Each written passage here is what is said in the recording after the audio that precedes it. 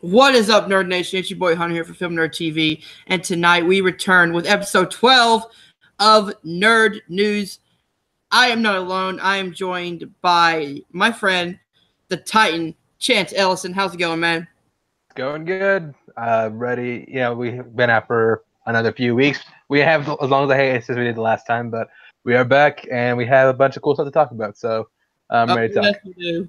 This one is going to be a little longer because we did miss a few weeks.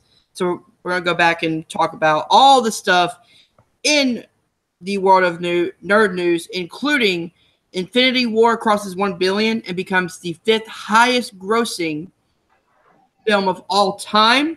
We've got some Star Wars stuff. We also have some other stuff from the not nerd realm. So let's start with one of those. We're going to start with Comcast is looking to buy Fox from Disney, and from what I remember, they're looking to pay about $60 billion in cash to buy the rights from Fox. So, Chance, thoughts on Comcast sliding in and trying to buy Fox's movie rights? Isn't it like an unwritten rule in Hollywood that you don't piss off the mouse? Like, isn't that just piss off the mouse?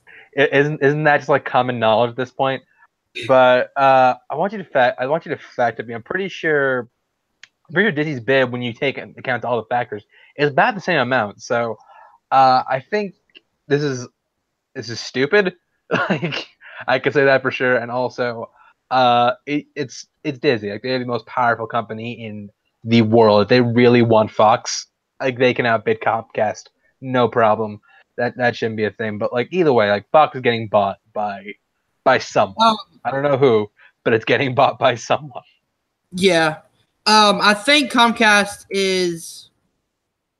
Oh, I remember the numbers. Comcast is actually paying more than Disney. Disney offered $52 billion.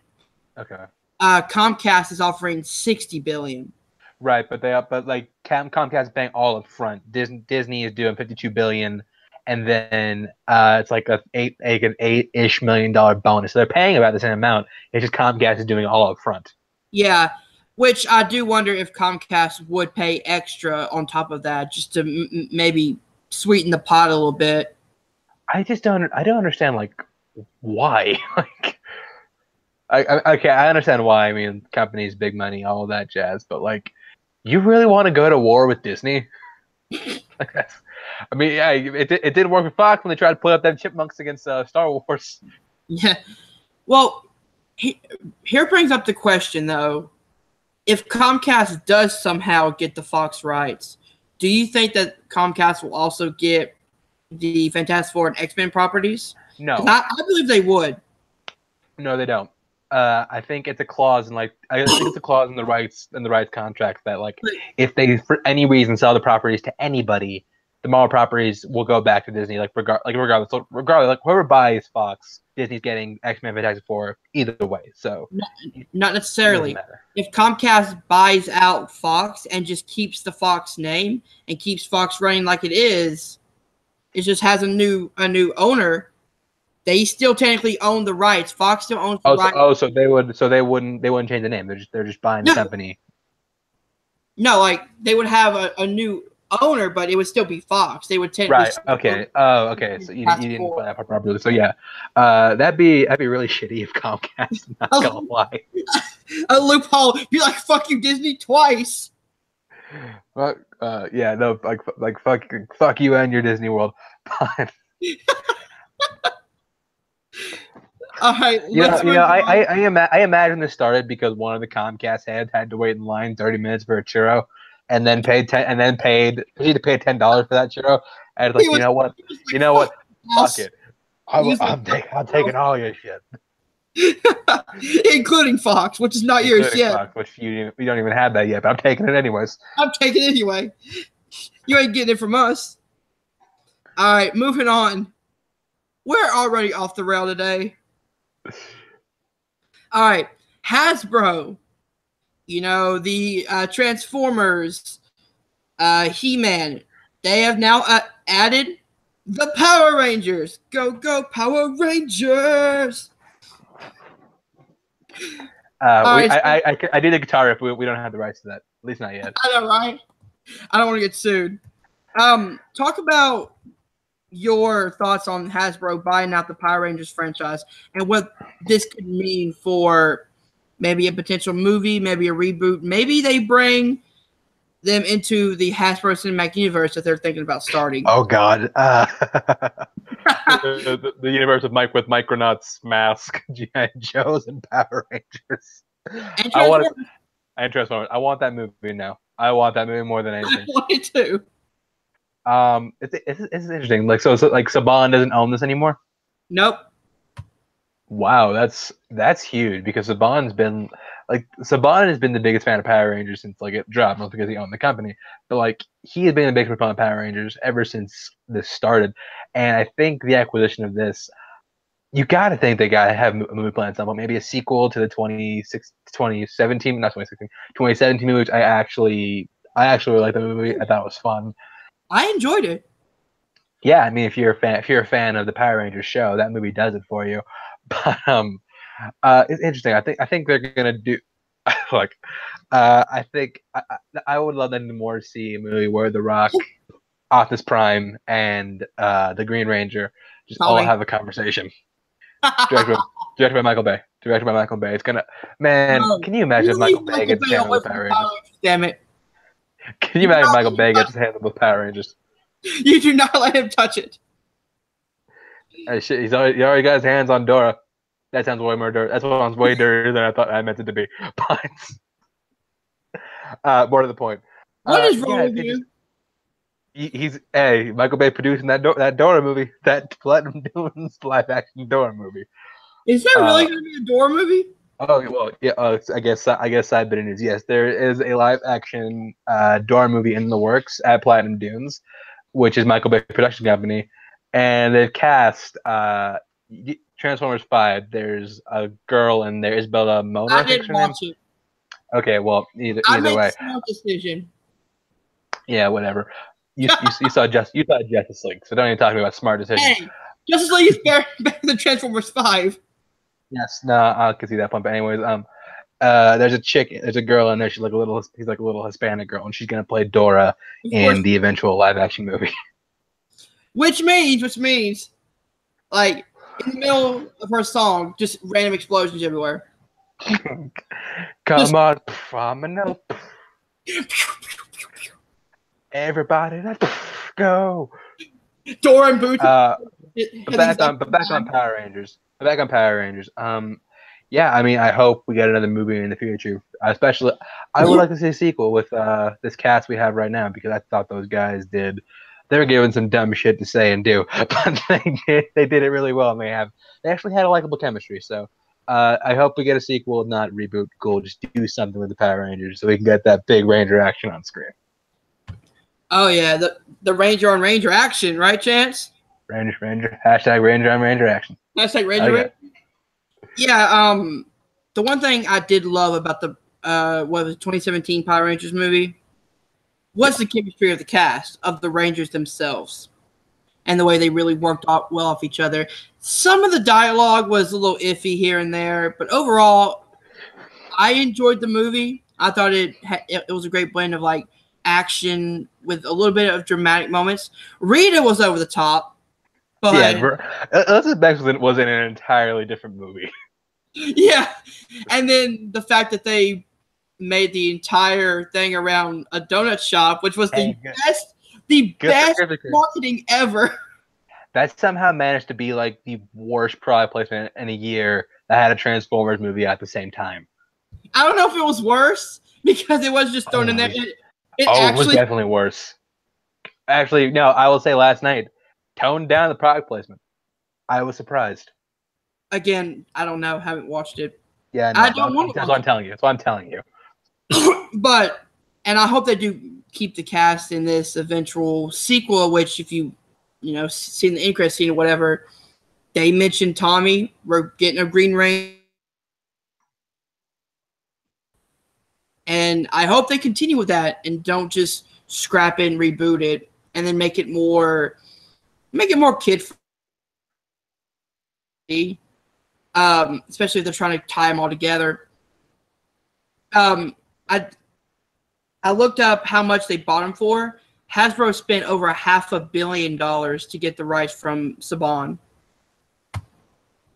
Damn, Saban let it go for that. Wow. Yeah. I think you saw this franchise like, okay, this franchise is at the end of its ropes. Here, look, I'll take anything you want to give me. Fuck sure, it. Why not? Fuck it. Here you go. I don't care. Because like Power Rangers at one point was a multi-billion-dollar company. Oh yeah, definitely. All right, moving on. We're trying to move on to the other stuff, but we do have this last one in other news. Netflix announces a horror anthology series directed by Guillermo Del Toro called 10 After Midnight. First, I'm going to start. I'm a huge fan of the horror anthology series. I love American Horror Story. I love Black Mirror. Yeah. Black Mirror. Black Mirror, yes. Black Mirror, which is also produced by Netflix. So this one seems very interesting. There's no synopsis yet about it. So whenever that comes out, I'll be excited to read what it's about. But you have Del Toro, who's a great horror visual director, an Academy Award-winning director on this property. It's going to make it even better, especially someone who's a visual director as Del Toro is. No, yeah, absolutely, and I love Del Toro as a director. I think the dude's like amazingly talented. Shape of Water is actually one of my favorite movies of last year. Shape of Water is amazing. Shape of Water is great. I don't know if that picture, but yeah, definitely a great film. But he did absolutely deserve the Best Director Oscar. But either way. Yeah, like I think an outlet like Netflix for someone like Guillermo it's a really good fit because they're an outlet that's not gonna they're not gonna hinder him, they're not gonna try and make him do anything he doesn't want to do. Like they'll let him make the show, let him make the show he wants to make. So yeah, I'm into it. All right, let me see if there is a synopsis about it. Real quick. I don't think there is yet, but I kind of want it to be like horror, like Black Mirror. Just take like 10 stories Guillermo Del Toro has in a sick, twisted mind, and then just put those to film. Yeah, there's nothing yet. But apparently he's not going to direct all of them. He's going to come in on a few of the episodes. I think it's only going to be like 10 episodes, though. So, but he is developing it, so that's good enough. That's a touch. It's Netflix, so them two partnering together should be amazing. I feel like it's gonna be like that movie. Did you ever see the movie Mama? Yeah. The Machete's film. I feel like it's gonna be like that, where it's someone else doing it, but it so clearly has like Del Toro's like creative touch, fingerprints all over it. Exactly. Sorry, guys. All right, let's move on to the Nerdum world. We're going to start with Marvel because we have a whole bunch to talk about. Infinity War is still killing it in theaters. Already it's crossed $1 billion, and Infinity War has become the 5th highest grossing film of all time. Suck on that, Justice League. Huh? Suck on that, Justice League. All right. Talk about the impact that Infinity War has, especially with those two things. With it being, not that far along in theaters either. Yeah, it's interesting. It's interesting how much clout and how many fans you get when you take the time to set up a universe, build up to this one big event movie that everyone turns out to see, and everyone has I have to go watch it. This is what happens when you take your time and you build a good devoted fan base. You hear that? Other certain comic book company, here's what happens when you take your time. That's how you make big money. But No, yeah, like that's completely expected. I didn't think it'd do it that fast, but it's completely expected that this Avengers movie, like every Avengers movie, has made over $1 billion. They've all been varying degrees of $1 billion, but they all I don't cracked think that mark. all of them made a No, billion. all of them have. All of them have. Every MCU movie? No, I said every Avengers movie. Every Oh, Avengers movie. I thought you were talking about the whole MCU. I was like, wait, what? No, MCU. I think it's like I want to say like 7 or 8. I know Black Panther did definitely. It's all three Avengers: Iron Man 3, Captain America 3, Black Panther. Okay, so 6. Yeah. But Go ahead. I was saying, like, I mean, this is what happens when you acquire a fan base as devoted as the MCU has, and then you build up to an event movie that really it just satisfies like everyone. I love it. I saw it twice in theaters. I hope we'll see it. You'll see it a third time. But yeah, I mean, it's doing crazy gangbusters. The only thing that makes it better is if it actually passed Avatar. I don't think it will. It won't, but what are you gonna do? Yeah. Yeah, definitely. I'm surprised how quick it was. That's what really surprised me. It's only been in theater. You know what? What I think it is the fact that they made a big deal of like, don't let this get spoiled. Let this get spoiled for you. Like, see it as soon as possible. You want to see it. Yeah, that's Avengers Sons. You want to see it like as soon as you can because there's some big story things happening. So I feel like everybody is just like rushing out to go see it, so that way like they get ahead of the curve. They don't get like spoiled or anything. Okay, let's go into this though. With everyone pretty much seeing it when the first few weeks, do you feel like Infinity War is going to take like not a drastic decline, but maybe a how do I put this? A decline that people weren't expecting, especially with Deadpool 2 coming out. You have Solo. You're getting into the summer movie season. Like, can it hold on to that momentum? I think it can, just because a lot of these movies aren't gonna be appealing to the audience as a whole. So I think there's gonna be some movies that come out, and like especially when we have like so many, like we're gonna have like a bunch of dead weekends. What's gonna happen? People are gonna start movies again, and one of them is gonna be Avengers.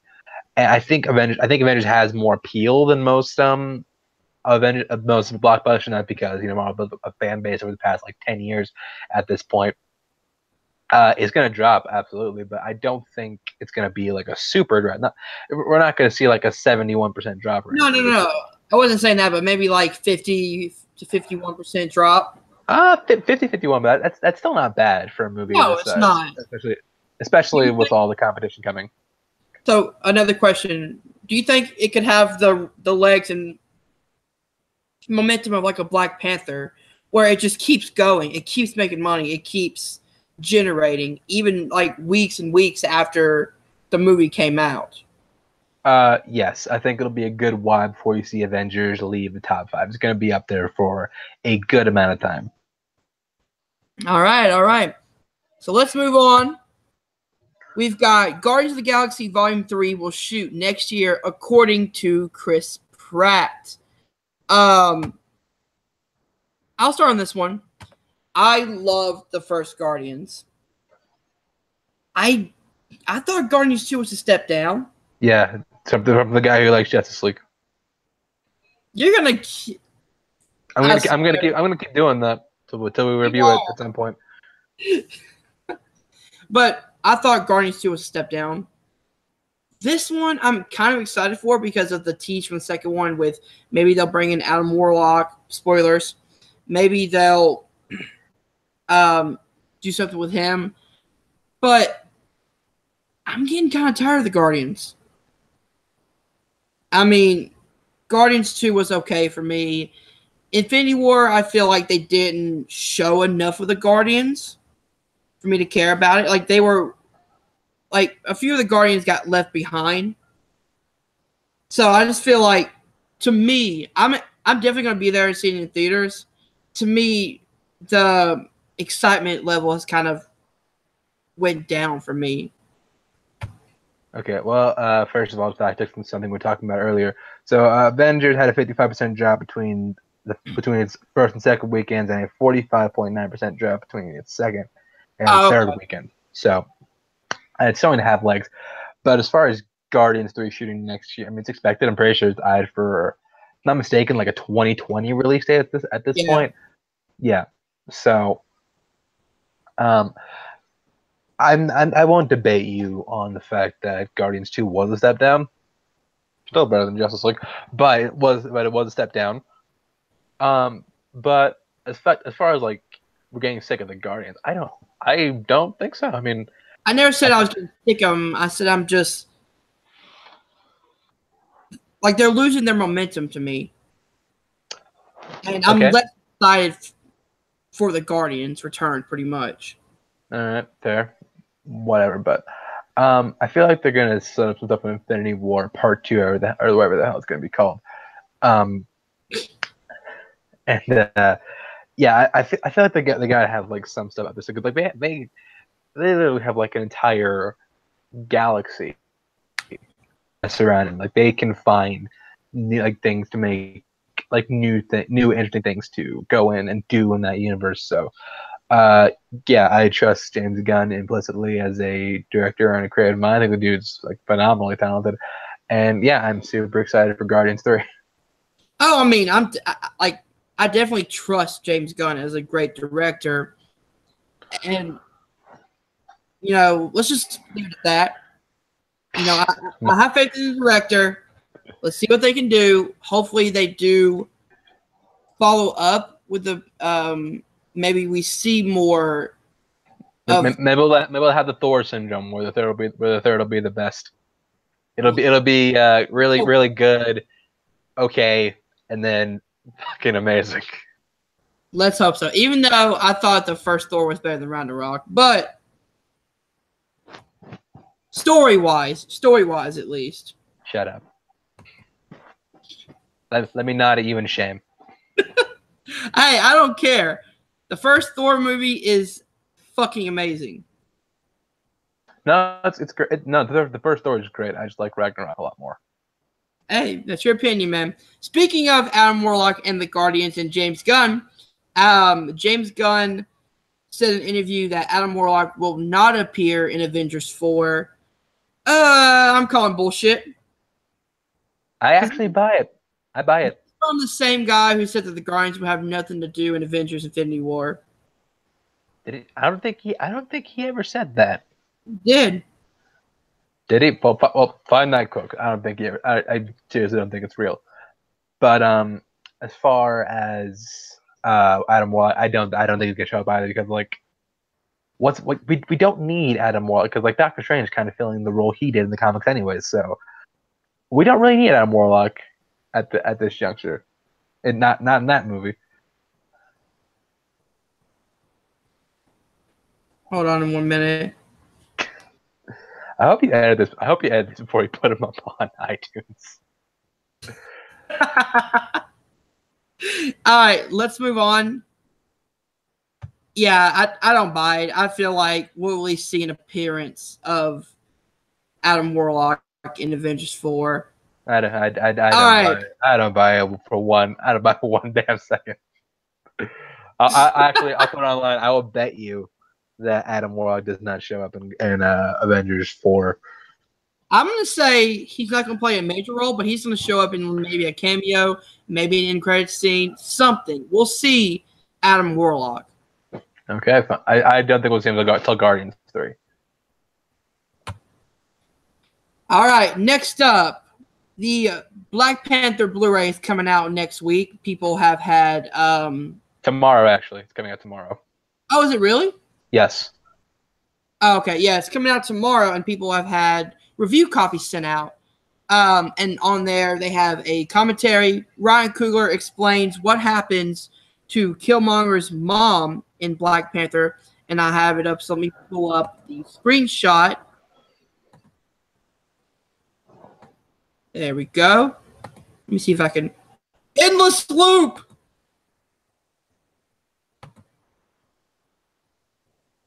Here we go. Come on now. This is from the Hollywood Reporter, as you guys can see.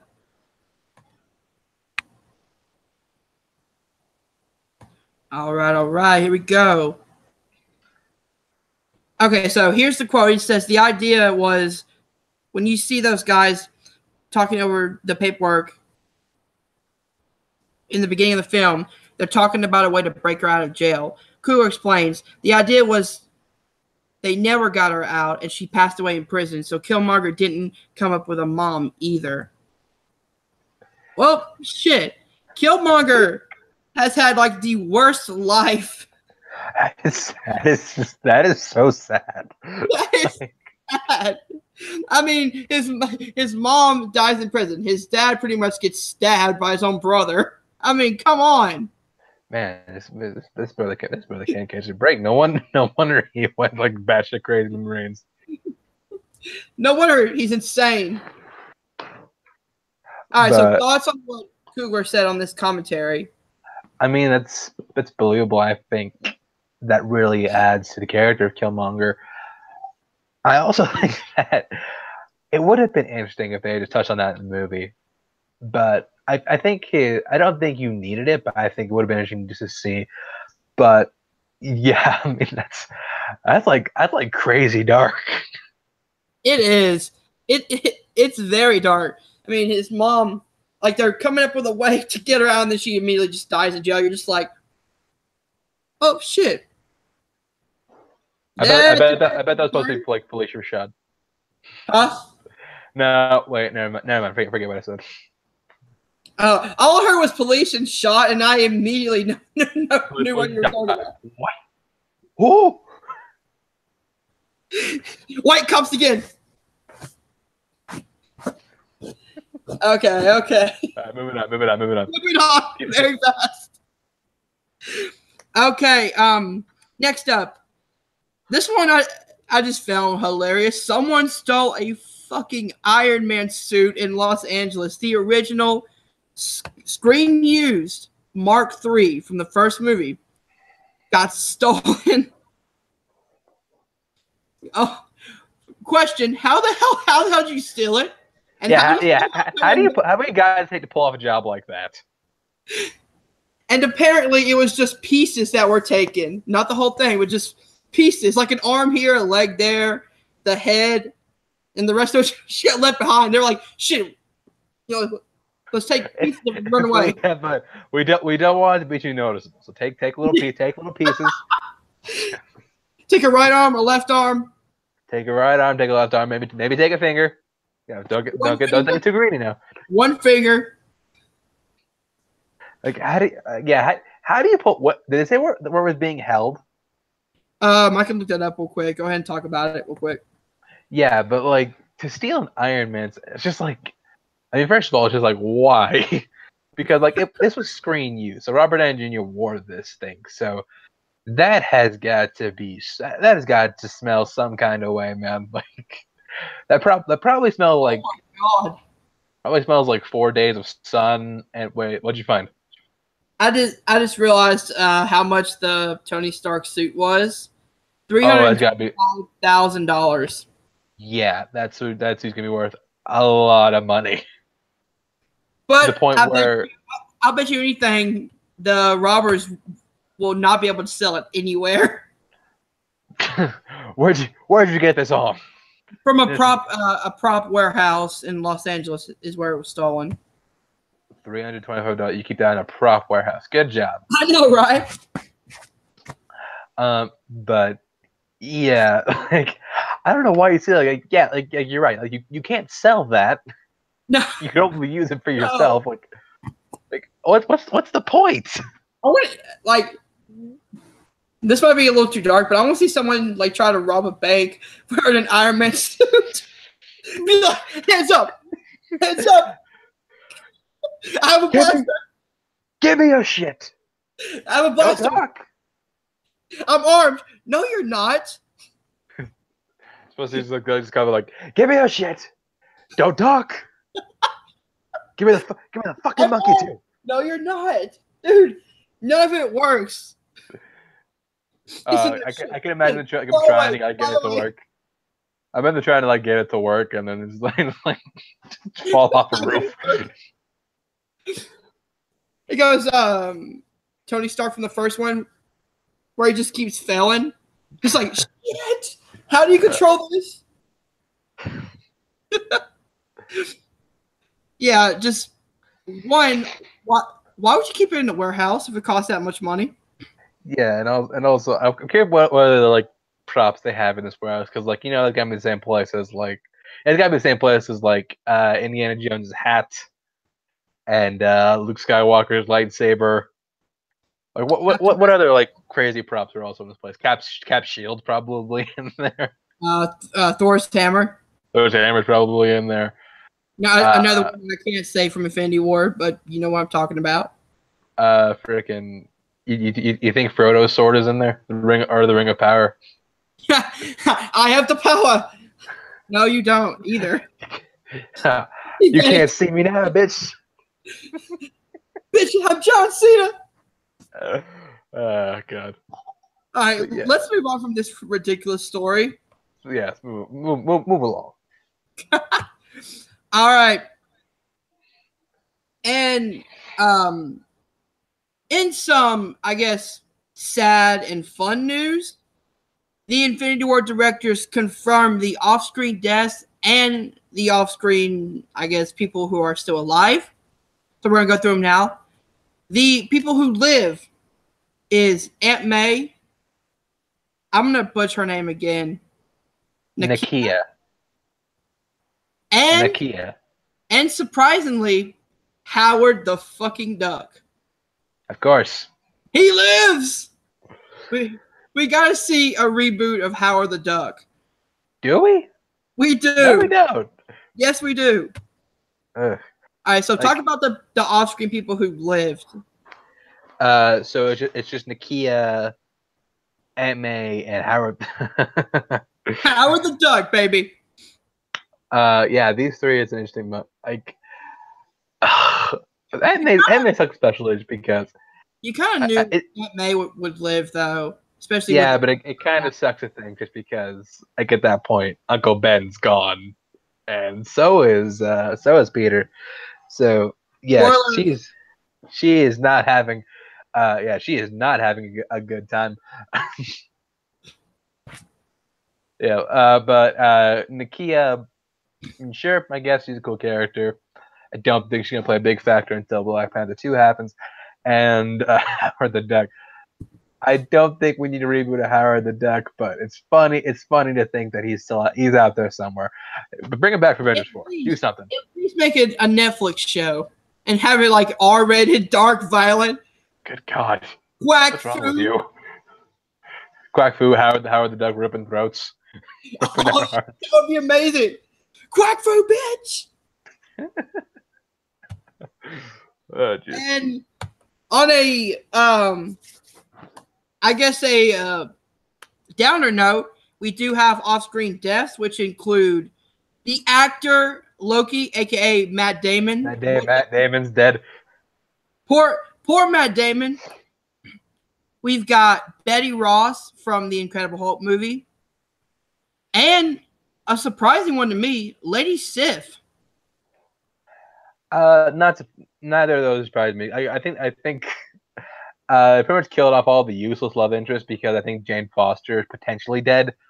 Also, like there were a few characters that I refused to comment on. Jane Foster was one of them. Which I mean, there's no way Natalie Portman's coming back, so they may as well kill her. Neither is Jamie Alexander. Had Jamie Alexander been around had been able to be in Thor Ragnarok, she would have died for sure. But which kind of sucks for Thor because in basically 2.5 movies, they killed off the Warriors 3 and Sif. Yeah. Pretty much everything that Thor loves and cares about is gone. Except maybe Valkyrie. Valkyrie live. I think she got on the jump ship. And Korg and Meek. Well, they're potential like they refuse to comment on those, so they might be dead. We don't know. But if you killed Korg off screen, I'll be so pissed. Korg's like, I'm dead. Fuck it. I seem to be disintegrating. That's unfortunate. Oh shit. I'm gone. Bye. Where you reckon we're going? Okay, let's move on. to our last Marvel news, which is Deadpool 3 may not happen, according to Ryan Reynolds. He said that potentially Deadpool 3 might end up being the X-Force movie. I have his Get the quote. The quote right here. Whoa, baby. For Deadpool 3, you know, it's an odd thing to say, but I don't think there will be a Deadpool 3. I think it's going forward. It would be an X-Force movie, which would be his team, so to speak. Interesting, because at first I thought this had to do with the potential Marvel deal, but maybe Ryan Reynolds just wants to progress Deadpool forward instead of doing the exact same movie over again, expand the team, expand the characters to the X-Force. He did, which is kind of a newer one today, he did tease that the X-Force would be rated R, thank God. So thoughts on that, on the X-Force, all of it? I mean, they were kind of hinting in the marketing that that wasn't going to be Deadpool 3. I mean, was one of the lines? They might not even make it 3. Got the 2. Like you killed it. But I secretly think it's just so they don't have to employ T.J. Miller anymore. Yeah. But also, T.J. Miller, what a fucking dumbass. What an asshole. But on the subject of X-Force, and I think that could be they're setting it up, and that's something I'm really excited to see get used in Deadpool 2. Which I mean, it's not like he's gonna go away. Like if they do an X-Force movie, Deadpool is going to be there. It's just not gonna be like his movie. It's gonna be like, it's gonna be like the R-rated dark reject Avengers, or the Dark X-Men, or the dark X-Men. But yeah, no, I'm not. If we get a good X-Force movie plays with Deadpool 3, I'm cool. I'm curious what the tone would be, because I believe the writer and director of the movie is going to be Drew Goddard, who he wrote and directed Cabin. He hasn't directed a movie since Cabin in the Woods in 2012, and he also wrote The Martian last year. I think it's in the movie coming out this year. I just can't think of the name of it. But yeah, if we can get a cool R-rated X-Force movie from Goddard, I'm all for it. I think it'd be awesome. Oh yeah, I'm definitely excited for this. It does suck that we're not getting a Deadpool 3, but we're still getting Deadpool. We're still getting Ryan Reynolds as Deadpool, and we may end up loving the team more, which is something that I'm, coming off the first Deadpool, people loved the Deadpool character, but you also have got people like Negasonic Teenage Warhead, Colossus. You love those characters for different reasons. This one is going to be an entire group of people, including Deadpool. So pretty much everybody wins in this scenario. No, yeah, exactly. I mean, they can get this off the ground before that mouse comes in. Yeah, that damn mouse. Just don't rush it. That damn mouse, I'm telling you. The mouse is gonna. What I hope is not happening is the fact that they're gonna be rushing out a ton of projects before Disney takes over. Oh yeah, I hope they don't either. Which doesn't seem like they're doing it, because they pushed back New Mutants. But they still made the movie.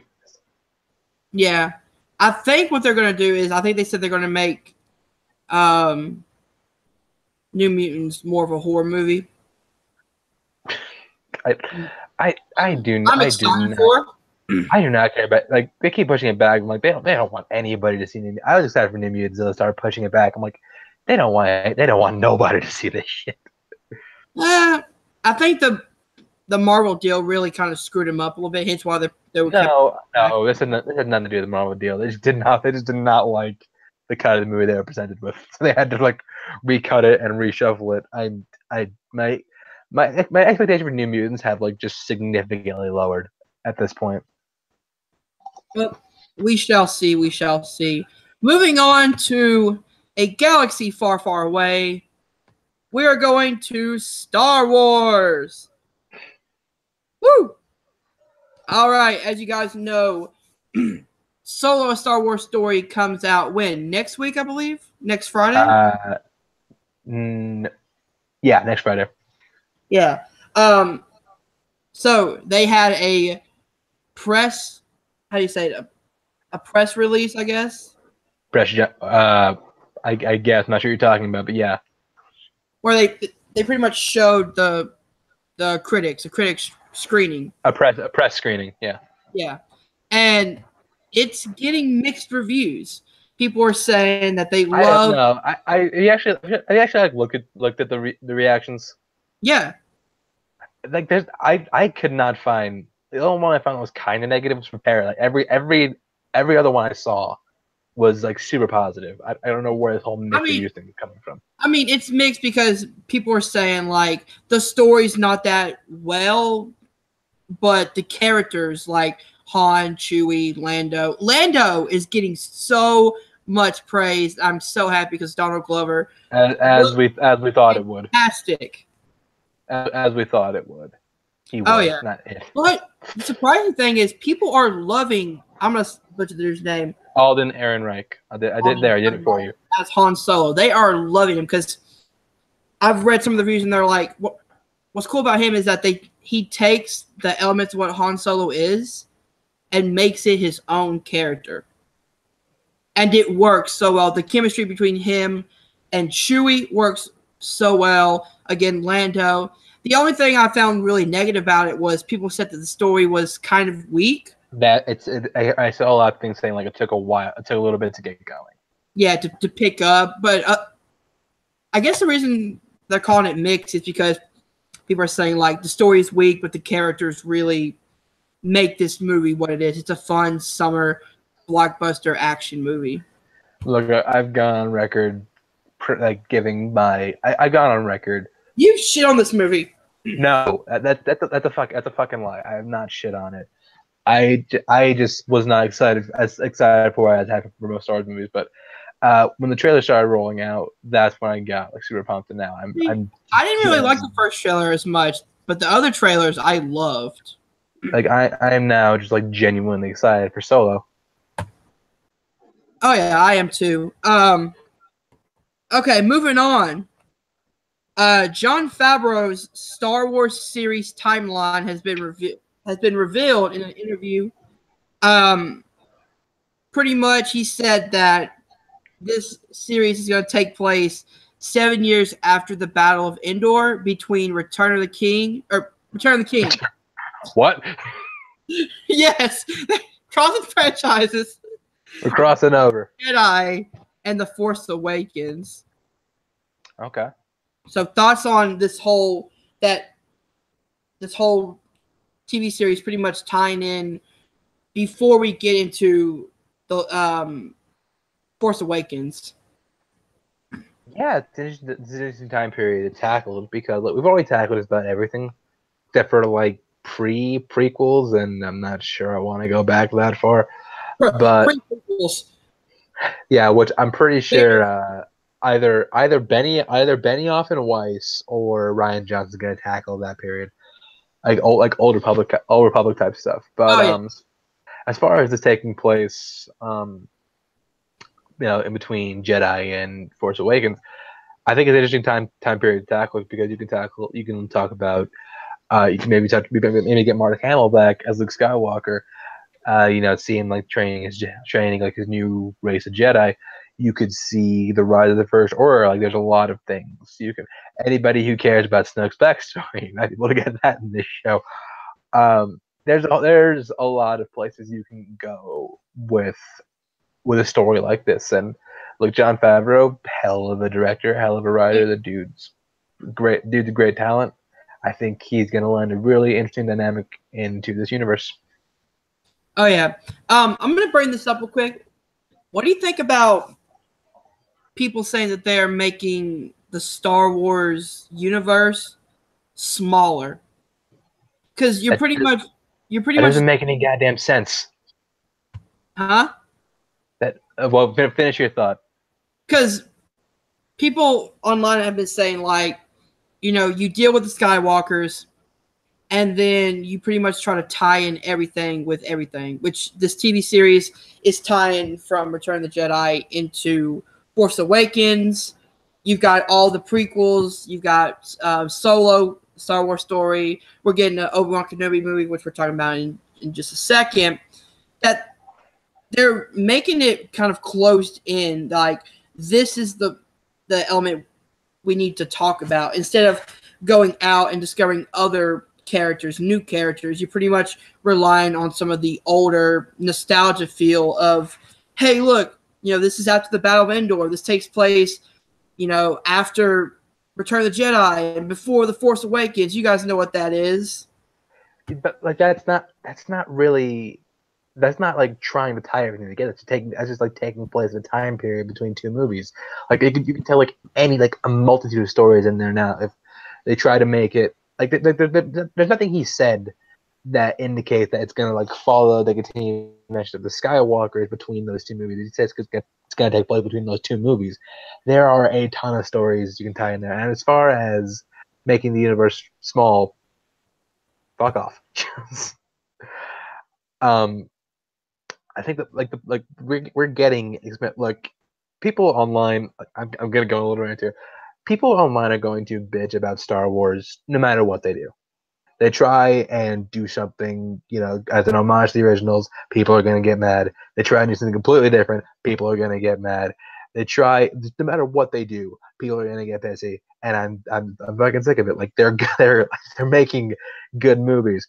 I'm sick of this talk about like, oh, you murdered my childhood because you had Leia use the Force. Fuck off, okay? Look, if your child is able to be murdered, chances are you didn't have that good a childhood to begin with. Look, they are building out the lore. They are building their own canon. They are doing interesting stuff. So, if you don't like it, go support something original. Go do something. Go watch another movie. Go support another franchise. But go support another franchise and not another franchise. Go support something else and just leave the space operas to the fans who just want good storytelling. And that's like people like me who like I don't care what they do with canon. I don't care what they do with extended universe. I just want like good stuff from my Star Wars universe. And so far they've done it. Like they're 3 for 3 in my eyes, and I'm looking forward to everything they're continuing to put out.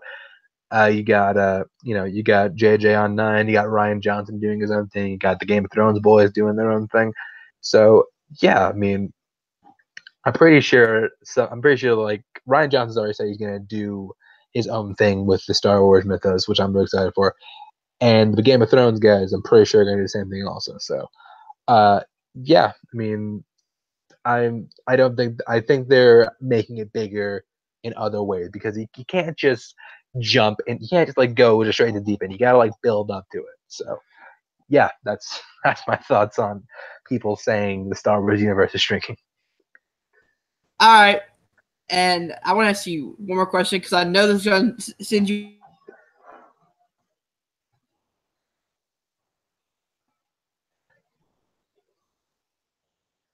Oh wait, Hunter, I can't hear you anymore. No, no, nothing. Not getting anything from you. Hello. Got it. Okay. All right. Thoughts on people saying that, 1, Disney killed Star Wars, and 2, the hate on The Last Jedi and Force Awakens. I'm gonna all right here, buddy. Anybody saying Disney killed Star Wars when you're accepting racist aliens, space taxes, and a whiny rat-tailed dickbag as Darth Vader, yeah, you can sit and spin.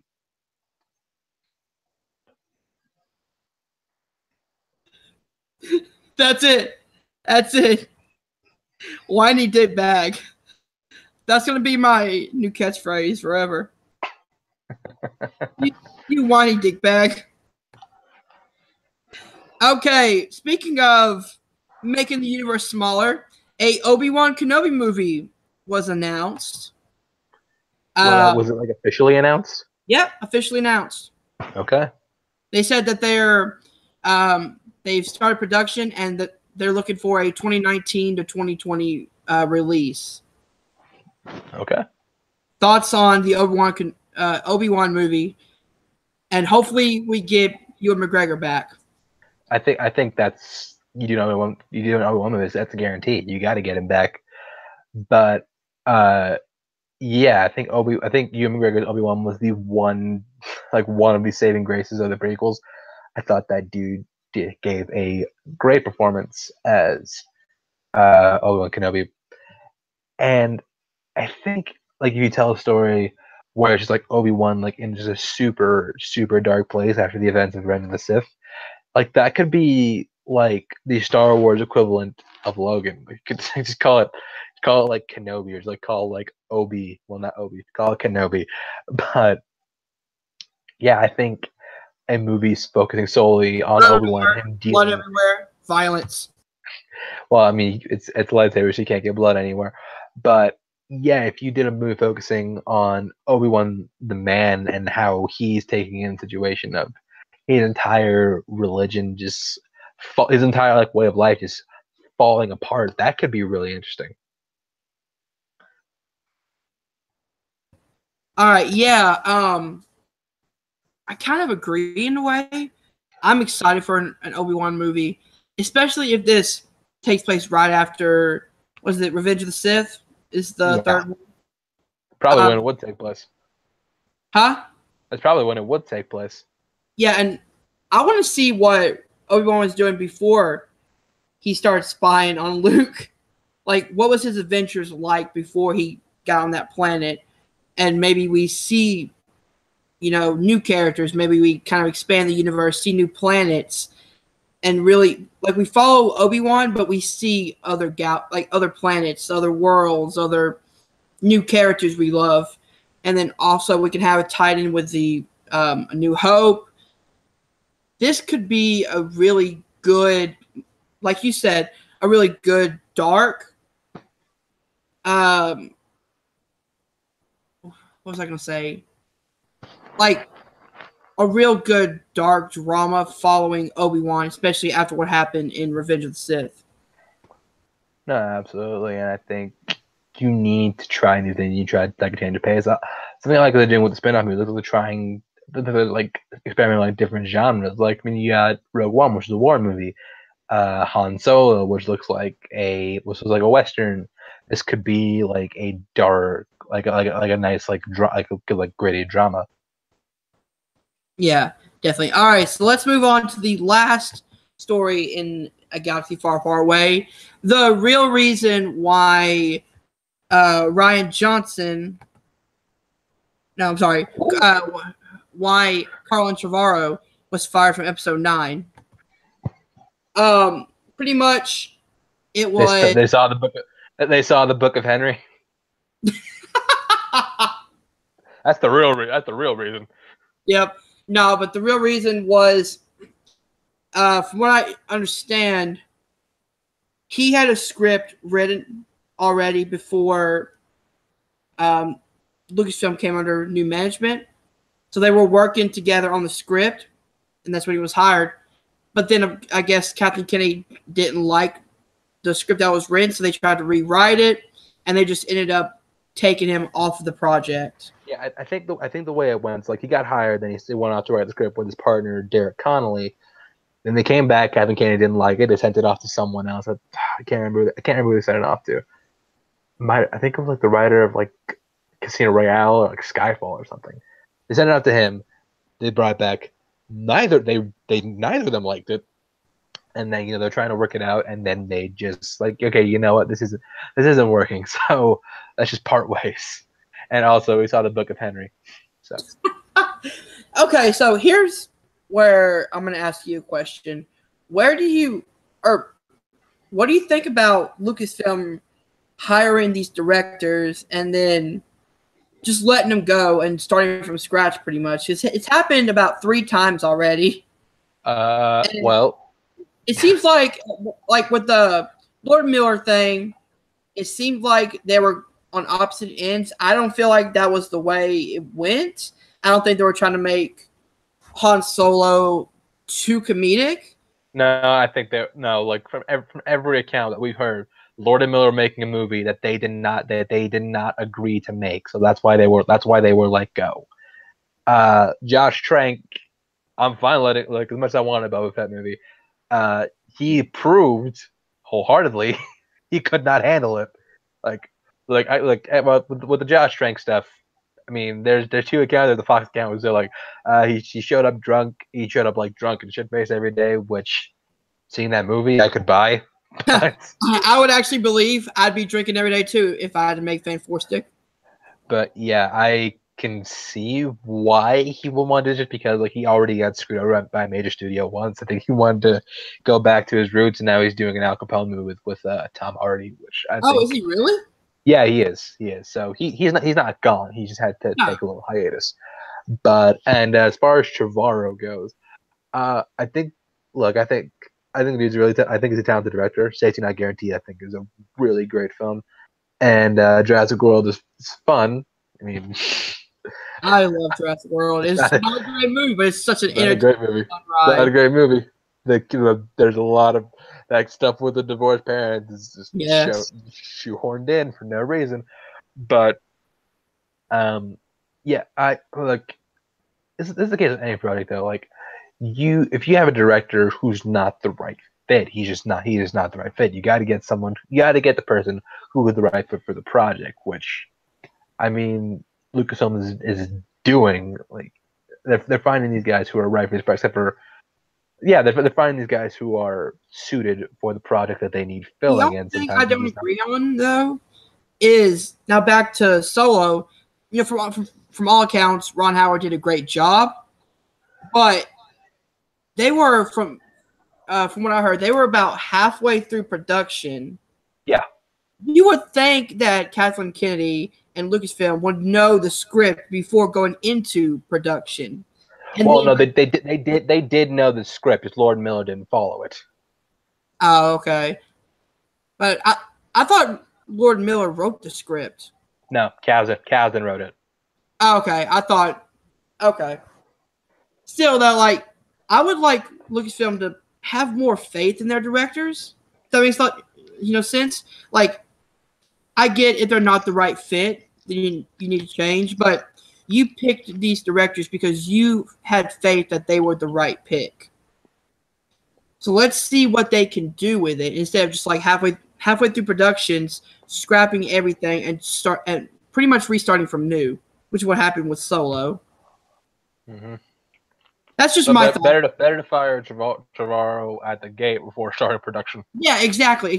I mean, maybe I'm wrong about this, but with Trevorrow, they didn't go into production with anything yet, so they had time to make changes and make script changes and get a new director in before it was too late. The Solo thing, that was about halfway into production. They had to scrap everything and restart new with Ron Howard. Well, not really everything. They kept the same script. They didn't have to rewrite anything. Yeah, but still, pretty much like they had to do pretty much an all new take, a new shot. So pretty much like behind the camera stuff, they had to start from new. Right. So thoughts on that? Like, would you like to see Lucasfilm give more faith in their first pick directors, especially from like if you're into halfway through production? No, I don't think it's that of faith. It's like Lord Miller were doing something that they did not agree to do. That's why they had to let him go. That's why they had to let them go. Was that ever I guess confirmed? Confirmed. It's just by the accounts of both Lord Miller and Kennedy, and also Aaron Reich giving his thoughts on it, and Donald Glover pretty much says like we're going on the script, so nothing about the movie's really changed, aside from the fact that Ron Howard's in the chair now. But as far as first pick director, look, it's not like I don't think faith is the problem. The problem is like them picking the right director for the right project. Lord Miller were not the right directors, and yeah, like I would like to see them try more experimental, like Ryan Johnson. They had complete faith in Ryan Johnson.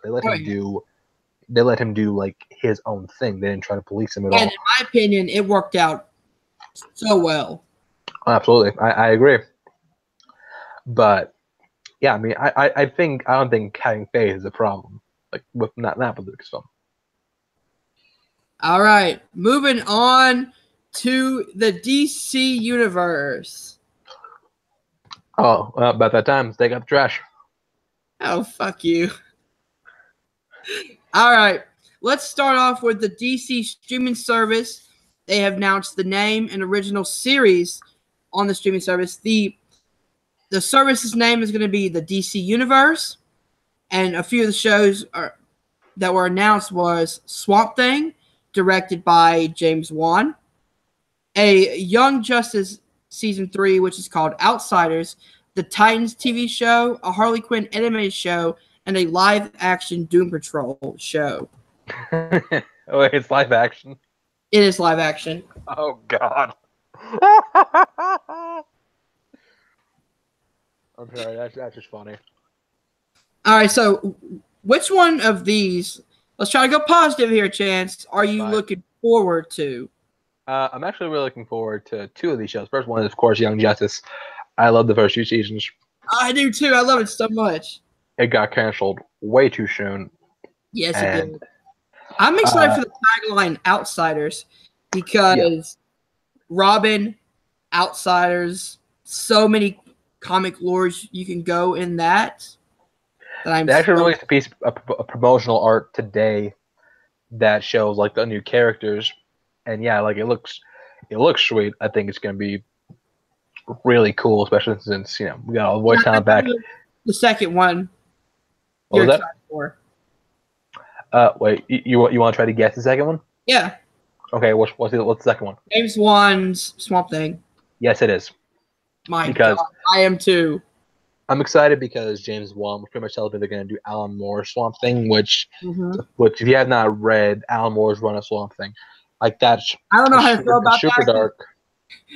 Because he hates every adaptation of his novels. Yeah, well, Alan Moore also worships a snake god called Glycon, so maybe Alan Moore is not the best. That is true. The dude's insane. But yeah, like Alan Moore's Swamp Thing is like super dark and super gritty, super horror oriented, which seems right up James Wan's alley. So yeah, totally down for this. Even James Wan said he's gonna make this a horror show. As James Wan would. That's why you get someone like him. It's gonna be more straight horror, not sci-fi stuff like that, but it's gonna be straight horror, which I am so excited for. Ditto. See, I'm with you with Swamp Thing and Young Justice Outsiders. I'm kind of excited for the Harley Quinn animated. Just to see like what they're gonna do with it. I am so sick of Harley Quinn. Like I legitimately am. Like you might be, but a lot of people aren't. No, I know. I know I'm probably the only one, but like Harley Quinn is just like a running joke that was like funny at first, but then like the more they try, just keep forcing it, and it just didn't work. I don't mind Harley Quinn. I love that movie. That movie, Batman Harley Quinn, was not very good. I'm kind of souring on Margot Robbie. I watched it again recently. I'm kind of souring on I'm realizing that Margot Robbie was not as good as we thought she was as Harley Quinn. You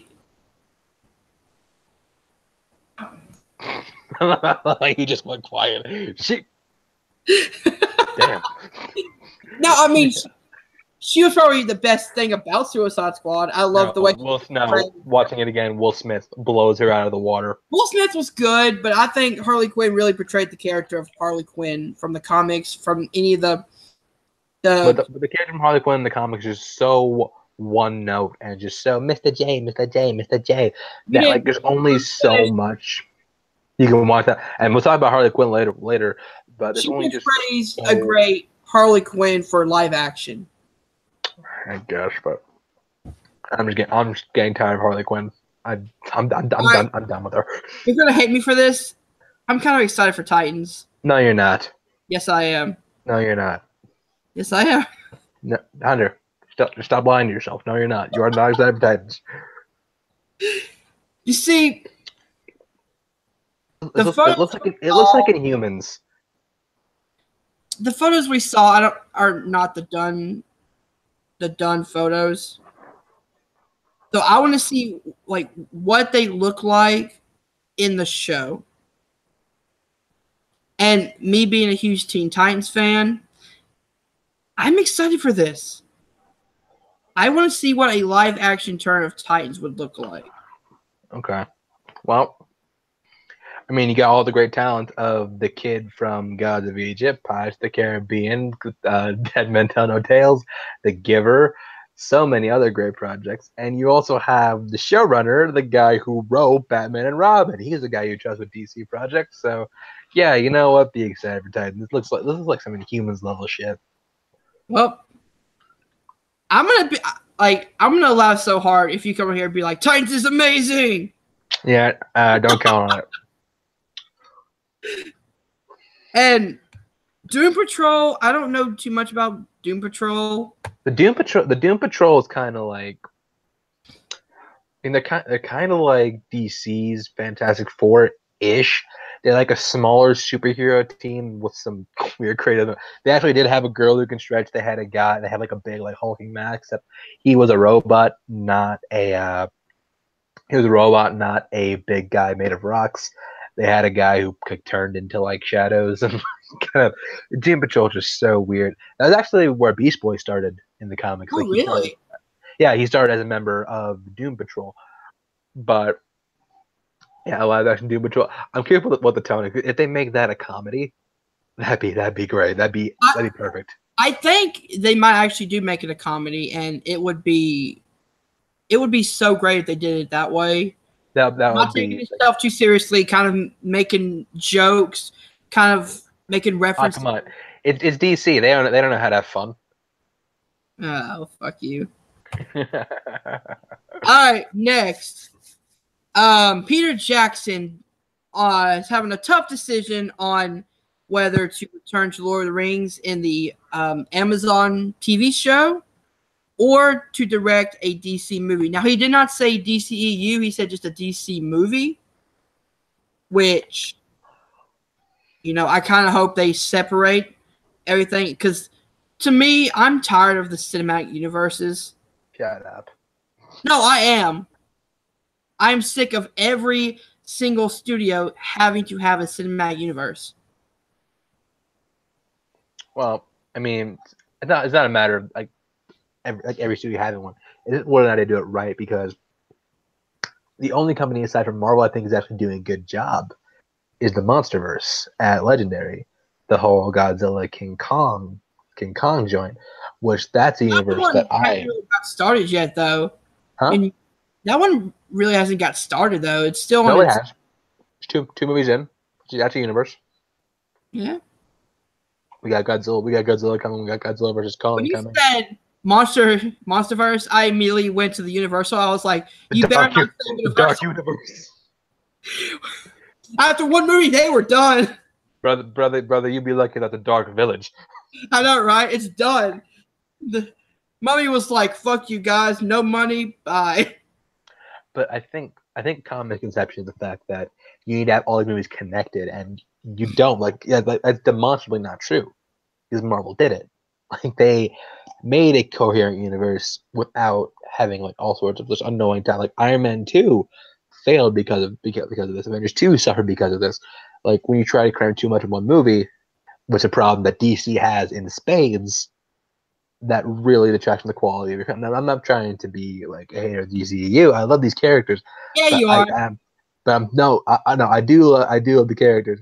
But I'm sick of seeing them fuck this shit up, because on paper this should work, but they keep every. It's like watching a track event. It's like watching someone do the hurdles, and every time they try to jump over a hurdle, like it's literally like it's like they graded the first hurdle, completely ate it on the second one, ate it on the third. They cleared the fourth. That's cool, but then they just tripped over the fifth, never recovered. So like DC is just like a really like bad hurdles runner. See, like, I'm not gonna defend the universe, but I do like some of the movies. Like, You will anyways. No, I'm saying I like some of the movies out of them. I love Man of Steel. I love Wonder Woman. Suicide Squad I didn't like as much, but it's fun for popcorn movie. Just want to throw something on to watch.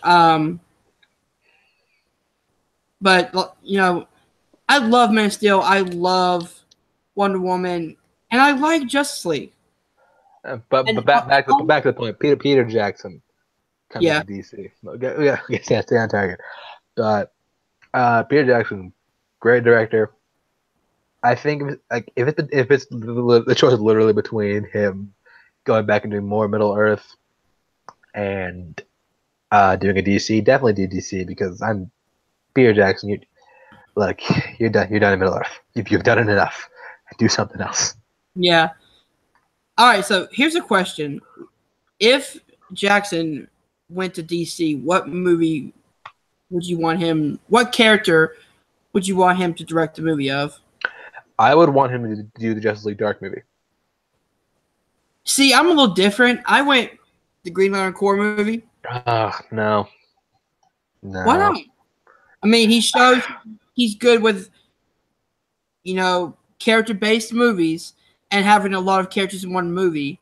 The special effects of that would be top-notch. I feel like he could make a great world-building movie around the Green Lantern Corps. I'm not saying he wouldn't do a great Green Lantern movie. I'm just saying that I'd be way more interested in seeing what he would do with Justice League Dark because this is a dude who started out with like really just like insane dark horror movies, and he did them really well. Like they were great, and I think this would be a great harken. But it'd be like a great blend of the two. I don't think you can realistically do a Justice League Dark movie unless you completely start anew. Why? You gotta, unless it's outside the DCEU. Why? Because people haven't had a chance to connect. Like if it's in the DCEU and you come out with Justice League Dark, people are going to be so effing confused. People never had a chance to connect with the Guardians. Look how that turned out. Yeah. No, I mean, even Guardians was a big risk for Marvel. Exactly. So you gotta take risks. You gotta try something different. Marvel had the Marvel name. It had the MCU behind it. True. This is a DCEU and DC came until Justice League. So what did Justice League Dark have? That's kind of my point. Is I feel like if you try a new take of the Green Lantern movie, that maybe with Peter Jackson, with his, with what he did with the Lord of the Rings trilogy and the Hobbit trilogy, I feel like if he took that on, it would be a great fantasy character-driven movie that would be a real epic. Hey, you made Ring movies. How about you try this? That's essentially your argument. It's like you made movies about rings. Go do that. No, mine is he's good with taking a whole bunch of characters in one movie and making it work and making you care about each of the characters. He can do that with a Green Lantern Corps movie. I don't know. Aragorn was kind of boring. That wasn't his fault. That was just the actor's fault. No, that was the writing. Viggo Mortensen's a great actor. He's an under actor. Viggo Mortensen's a fucking boring actor. He is. Can we talk about Viggo Mortensen for a second? Viggo Mortensen is such an under actor. Every time he's on screen, he looks like he does not care. He does not give a shit about any of his roles. He's like, Peter Jackson, I'm not going to give a fuck about this. All right. He was stabbed by a Morrigal blade. Oh Then my! it fades away. That Morrigal blade was doing more acting than Viggo Mortensen. I know, right? All right, moving on, guys. The rumor going around is Flashpoint is no more, but a Flash movie is. A standalone Flash movie is happening, not called Flashpoint. As you were saying? Yeah, to that I say thank you. As the this Flash movie that you made correctly. Like, I always thought doing Flashpoint as your first Flash movie was a stupid idea. Because like this Flash, first of all, I don't like this Flash, but that was before I even saw that movie. Second, the reason it was dumb was because this Flash, like they established in Justice League, this Flash was new, never been gone up against another speedster yet. So putting him in Flashpoint, like in this juncture, makes zero sense. So yeah, make a standalone Flash movie where he catches another speedster, like bring in Zoom, bring in Reverse Flash, bring in someone else to go up against the first before you do the Flashpoint. So yes, good job, DC. You made a smart decision for once. See, I would go different than Speedster. I would bring in Gorilla Grodd. Just because I feel like people are getting kind of tired of Speedsters because they're seeing them a lot in the Flash TV show. I think but if you gotta look at the audience. Grodd, You gotta look at the audience of that show. Like the audience of that show, maybe like 3 million a week. That's nothing compared to a movie. It's more than that. I'm looking at the Flash ratings right now. All right, because I mean, while I would love to bring in Eobard Thawne, maybe wait a little bit since that is Flash's main enemy. Like Gorilla Grodd is that perfect mix of he's big, he's tough, but he's also intelligent, and he can slow Flash down. But I feel like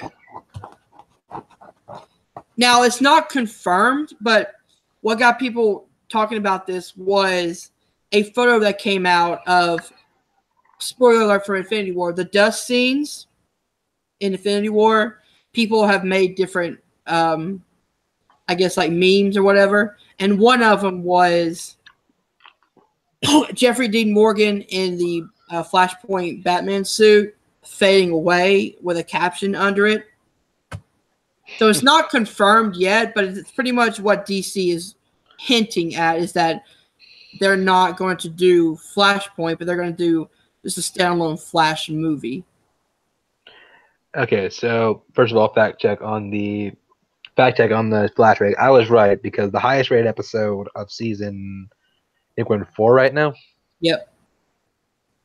The highest rated episode of the season so far has 2.84 million viewers. So yeah, about 3 million a week, which is nothing compared to a movie audience.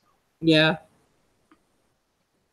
But as I was saying, like that's where this really came from, was that one photo of Thomas Wayne being dusted away pretty much.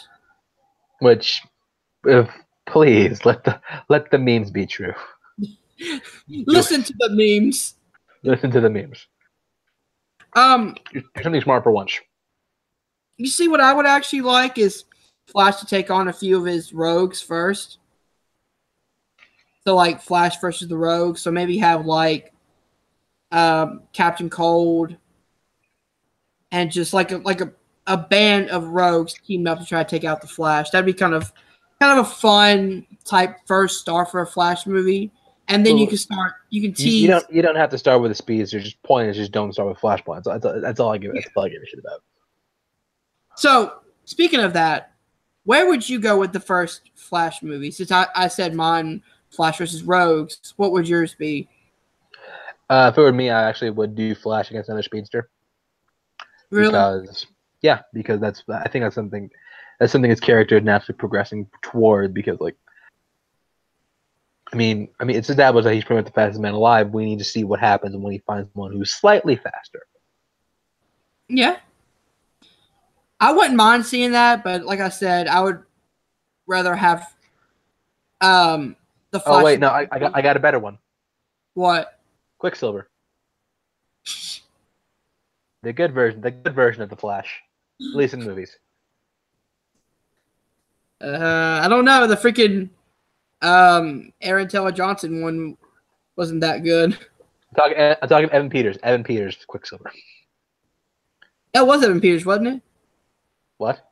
Oh wait, never mind. You're talking about the X-Men one. Yeah, talking about the actor Evan Peters. That's that Quicksilver. Yep, he is the only good Quicksilver. Aaron Taylor Johnson's fine. He's fine. That accent, though. I don't get why he. Speaking of, where the hell was Scarlet Witch's accent? She had it. I heard not anymore. Maybe, okay, I need to go back because I keep forgetting to listen for that. She doesn't have it. I'll go back and look, but accents fade. They fade away. That's the thing that happens. All right, moving on. Let's get ready for you to rant. The rated R Birds of Prey is getting a rated R release. Go ahead. This not a real rant. I have the question like, who cares? Who wants this movie? Who is your audience? Movie DC. Who is your audience for an R-rated Birds of Prey movie? Because like I'd like, at least for me, like I rooted for you countless times. I don't care about this. Like I've already written my piece about Harley Quinn, how I think she's being like super forced on her throat. She's not that. The ones that was in the film is not that well layered of a character. But R-rated Birds of Prey movie, like who was greenlighting shit at DC? Like seriously, like who's in charge? Who is giving the green light to all these projects? Because a lot of these projects just should not be happening. Like, why are we getting like 6 Batman villain movies before we get an actual Batman movie? And look, if you had got your priorities straight, just made a Batman movie first and foremost, you still have Ben Affleck. Ben Affleck would not be leaving. You would still have that guy. Would still have left. I feel. No, I wouldn't. He feels like he's being underutilized. He feels like he's being underutilized, which he is. I don't see how that. He was set to direct the Batman movie. This is my rant. This is my rant. God damn it! You will let me rant. He was heading up the seat of directing the Batman movie and starring in it. That's not being underutilized at all, and he still decided to leave.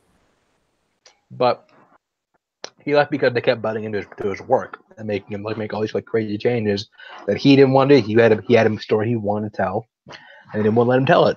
And now that movie is just sidelined. Which Matt Reeves, you're too good for this franchise. You should just leave. But yeah, I mean, why? Like, I think the biggest question like the easy ask themselves is just like, why? Why should we make these movies with these characters for any other reason than just because we can't? Like how does it advance? Like you're trying to make this a cohesive universe, at least like with the Marvel Cinematic Universe. Every movie in some way advances a larger narrative, but this isn't advancing anything.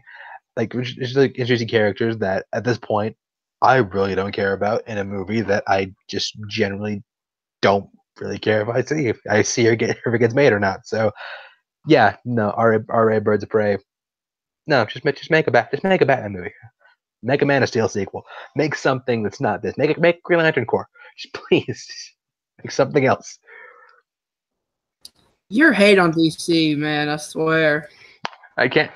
You know what? You know what it is. You know what it is. It's because they make it easy. Chances paid off by Marvel. It's official. Official. You know, I'm fucking with you. I wish I was paid off by anybody. Yeah, Disney, if you want to send me money, I will gladly take it. Okay, moving on to the last 2 segments, which are trailer discussions. Let's start with Teen Titans Go to the Movies. Oh, we skipped talking about the first trailer, if I remember correctly. We didn't talk about that one, even though I wanted to. I am I hate Teen Titans Go with a fucking passion, dude. I hate for it once, so for much. once on this show, we agree on something. But I hate to admit I laughed at this trailer. Yeah, it's like, okay, I stopped watching New Titans Go because I just found it fucking bad. But there are clips I've seen where their first wall jokes pretty much acknowledging that this show is bad. That didn't excuse them for making this show. They still did it. But I think they pretty much know that they're really like angering the OG Titans audience, which is like people like you and me. So I think they're wisely leaning into that in this movie, and this movie is kind of clever. The trailer is kind of clever. I'll admit, I laughed so hard at the Deathstroke Deadpool joke. Which Will Arnett's voicing him, so you got the same guy playing Batman and Deathstroke. Yeah, he's like, I'm not Deadpool, I'm Deathstroke. I didn't copy off him, he copied off of me. Which is very true. Which is he was originally a parody of Deathstroke. But I think it has something genuinely to say about the culture we live in now of just superhero movies all the time. It's going about it in a stupid ass way, but it looks like this could be a lot deeper movie than I think I and many other people who don't like the show thought it could be. You see, I don't have any faith in this movie. No, I don't either. But the trailer did its job, and it made me laugh. But I also feel like they put all the funny jokes in the trailer just to sell this movie. If anything, I'll go watch it to see Nicolas Cage as Superman. Finally. I know, right? He's finally getting to play Superman. Finally. Oh my god! And you got some funny people involved. I mean, Kristen Bell is in it, Will Arnett, Jimmy Kimmel's a voice in it, Nicolas Cage. You also got Lil Yachty, who's a talentless hack, but whatever. I agree with that. I hate mumble rappers with a fucking passion. As someone who writes raps, that's not talent. Yeah, but this could go either way. This could be like really solid, or this could collapse. I'm betting on collapse. I'm betting on collapse. The trailer's not bad. Just like I said, I didn't even watch Teen Titans Go because I saw snippets of it. I was like, "Fuck this show." Well, then you can't make an informed judgment on the show if you haven't seen it. I've seen episodes of the show. I've seen snippets of episodes, and I wanted to go cry in a corner. I just picture Hunter in a corner, like in the shower. Yeah, it's so awful. It broke me. It broke me, man. Oh my God. Like what should show Malcolm McDowell on Clockwork Orange to break his mind. I know, right? It's like eyes open. Watch this. After like the first snippet, he'd be like, "I'm done." All right. Off of this crappy show, let's move on to a trailer that I actually really loved. The Death of Superman trailer, which is going to be a two-parter DC animated movie. First one called Death of Superman, second one called The Reigns of Superman. Reign of the Superman. God damn it. I thought it was The Reign of Superman. No, it's Reign of the Supermen, which is the title of the follow-up novel. But my thoughts on the trailer. Yeah, really solid, teasing a really cool, really dark movie. Have you seen any of the DC Universe animated movies? I have. Yeah, I mean that's the only DC Universe they have right now. It's actually working. But yeah, it looks like they're gonna do the story the justice it deserves, and not just shoehorn it into the last 30 minutes of a movie for the sake of a cheap dramatic climax. Not unlike like that other movie. But, but yeah, this looks really solid. I think what works here is the fact that I have an attachment to the Superman that they're portraying, that they're gonna spoiler it. I have an attachment to Superman that they're gonna kill in this movie, and to see that done, just what was so striking about the comic, what was so striking about the Death of Superman comic was the fact that you see it, and with every panel, like you just like feel Superman just getting like slowly shipped away of his life, and that's what made that story really powerful. The fact that it was just like the feeling of the person you knew as the strongest hero on the planet coming, dealing with something he never thought he had to deal with, which is death, and going into a fight that he might not win and he might not, and it looks like they're doing that story just as here. And as far as Reign of the Supermen, that's a story that I never thought I would see adapted into anything. Which, have you actually read the Reign of Superman? I've read both of them. I've read the Death of Superman and the Reign of the Supermen. Yeah, Reign of the Superman is a phenomenal piece. Yeah, it is. And I'm super excited to see that get adapted. Steel came in, right? And he took over as... What was that? That's when Steel came in, and he was kind of like the prototype. Steel came in for a bit, Superboy, and two more. I forgot the other two. I think one was actually called Reign. One might have been Reign. There was Cyborg Superman. That was one. Cyborg Superman. That's the other one. Yeah, but this trailer gets me really excited for this new movie, and it gets me excited for Reign of Superman, which we haven't seen any footage of yet. But I still think it looks really sweet. I'm still excited for it. I still think it'll be really All right. Speaking of the DC animated universe, what are some of your favorite animated movies from DC? Oh, like period? Yeah. Okay. Movie-wise, in the universe, movie-wise. Like in universe or just like DC animated period? Let's do it in the universe. Okay, so let me just make sure I have like all my. Cause I forget which ones are in universe, which ones are not. I want to say this kicked off with Flashpoint, if I'm not mistaken. No, wait, hold on. Yeah, you had a bunch, and then the start of the universe is pretty much Justice League, Flashpoint Paradox, which that was a really good one. I love the Flashpoint Paradox. Yeah, that was really cool, and that was one that kind of birthed this. This whole like connecting universe. Like before that, you had a bunch of like singular story, but like Flashpoint is what everything started being connected. Justice League War is pretty solid.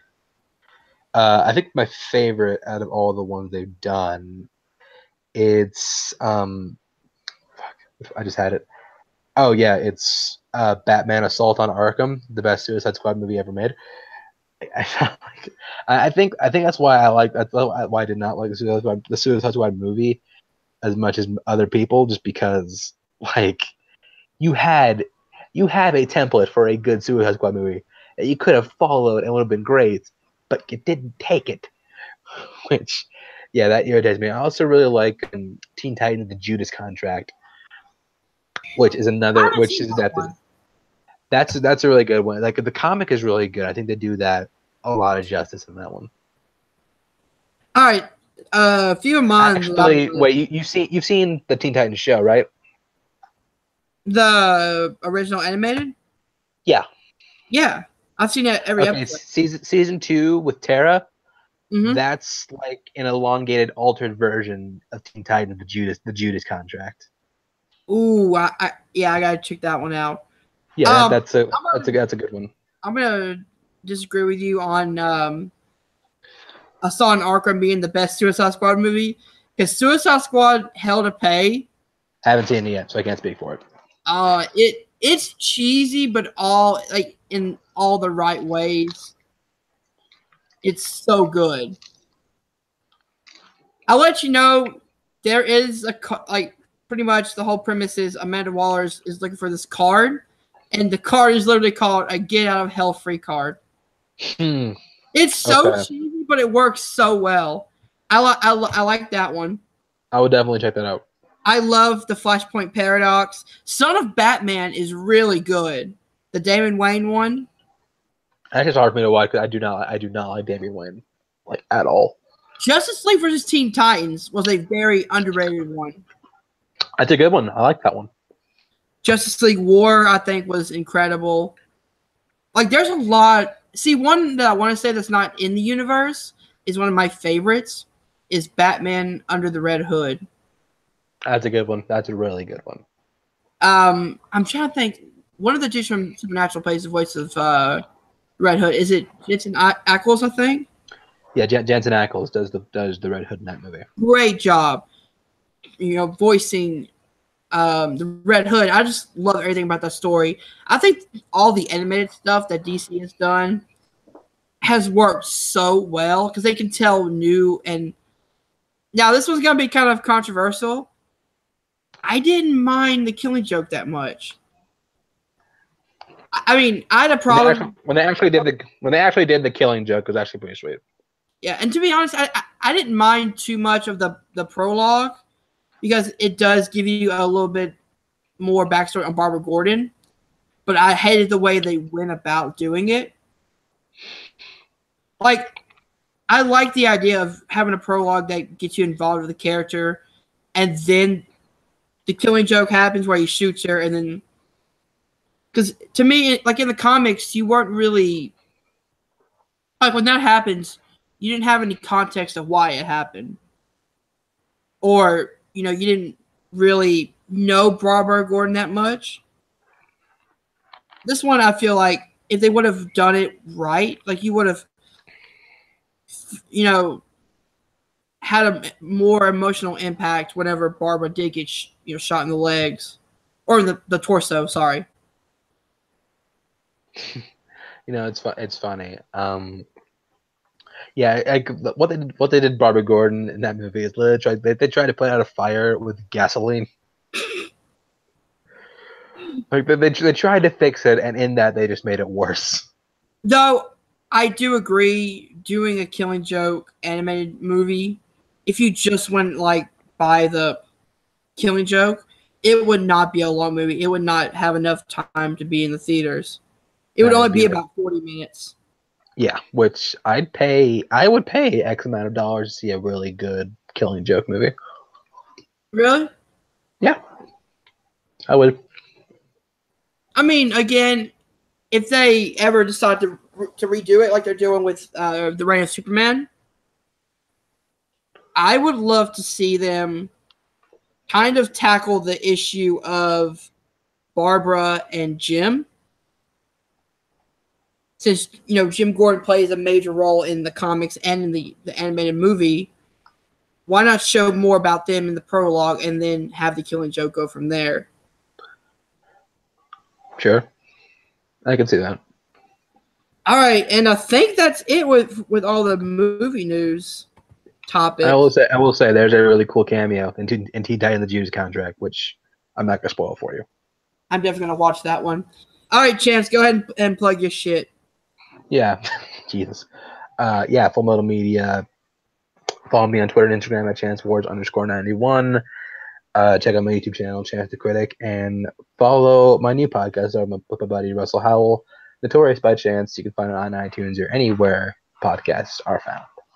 Yeah, check that out, guys. And if you enjoyed this video, hit the like button, subscribe to Film Nerd TV, and check out the Nerd News audio editions, pretty much wherever podcasts are sold. And check out my Patreon and my Stardust at Film Nerd TV. I'm Hunter. That's Chance. We're Film Nerd, and we'll see you guys soon.